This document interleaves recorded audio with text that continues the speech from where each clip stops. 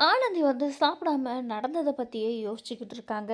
அப்பதான் போயிட்டு ஆனந்தியுடைய அப்பா அவங்க கிட்ட பேசுறாங்க. ஆனந்தி கிட்ட, "நடந்தது எல்லாம் நல்லதுன்னு நெனச்சுக்கோம்மா. உன்ன இந்த அளவுக்கு ஒருத்தன் நேசிக்கிறான்னா, அவன விட ஒரு தைரியமான ஆம்பள இந்த உலகத்திலேயே நீ எங்க போய் தேடினாலும் கிடைக்காது. ஏன்னா, உன் வயித்துல யாருன்னே தெரியாதவன் மூலியமா ஒரு கருவ சுமந்துகிட்டு இருக்கன்னு தெரிஞ்சும் கூட, உன் கழுத்துல தாலிய கட்டி தன் குடும்பத்த எதிர்த்து உன் கூட தான் சேர்ந்து வாழுவேன் அப்படின்னு சொல்லி இப்பவும் நின்றுட்டுருக்காரு. ஆனால் நீ என்னதான் அவர் கூட வாழ மாட்டேன்னு சொல்லி அவரை நீ வெறுத்து ஒதுக்கி நீ நிற்கணும், தனியாக நிற்கணும்னு நினச்சாலையும் அவர் உனக்கு உன் பின்னாடியே நிழலாக தொடர்ந்துட்டே தான் இருப்பார். இப்படி ஒரு ஆம்பளை உனக்கு புருஷனாக கிடைக்கிறது நீ கொடுத்து வச்சிருக்கணுமா, அதுக்கு நீ வரம் தான் பண்ணியிருக்கணும் அப்படின்ற அளவுக்கு அன்பு எந்த அளவுக்கு ஒரு போல்டான ஆள், எப்படிப்பட்ட முடிவை எடுத்திருக்காரு, அதுவும் உனக்காக அவருடைய காதலுக்காக அப்படின்றத எடுத்து சொல்லி புரிய வைக்கிறாரு. அதோட மட்டும் அவர் அமைதியாக இல்லைங்க. தான் பொண்ணுடைய வாழ்க்கையை சரி செய்யணும்னு பார்க்குறாரு.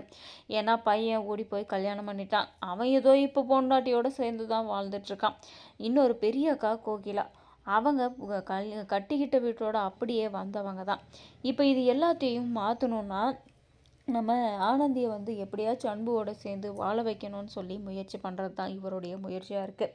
இதில் என்ன ஆகுதுன்னு பார்த்தீங்கன்னா, நேராக நம்ம அன்புவுடைய வீட்டுக்கு அவங்க அம்மாவை பார்த்து பேசுகிறதுக்காக ஆனந்தியுடைய அம்மாவும் அப்பாவும் போகிறாங்க. எது நடந்துடக்கூடாது அப்படின்றதுக்காக அந்த வீட்லேயே தங்கணும்னு நினச்சாங்களோ துளசி, அது இப்போ நடக்குது. ஏன்னா எப்படி இருந்தாலையும் தாலி கட்டிட்டாங்க. ஒரு கட்டத்தில் அம்மாவோட அன்பு அவங்க அம்மாவுடைய மனசை மாற்றி நம்ம ஆனந்தி வீட்டுக்குள்ளே கொண்டு வந்துடுவான். அதுக்கு நம்ம ஒருபோதும் அனுமதிக்க கூடாது. அவங்க சந்தோஷமாக வாழவே கூடாது. அதை நம்ம இங்கே இருந்தால் தான் தடுத்து செயல்பட முடியும் அப்படின்னு நினச்சி அவங்க அம்மாவை பகடக்காயாக வச்சு யூஸ் பண்ணிக்கணுன்ற ஒரே ஒரு காரணத்துக்காக மட்டும்தான் இப்போதைக்கு துளசி அன்புவோட வீட்டில் தங்கிட்டு இருக்காங்க.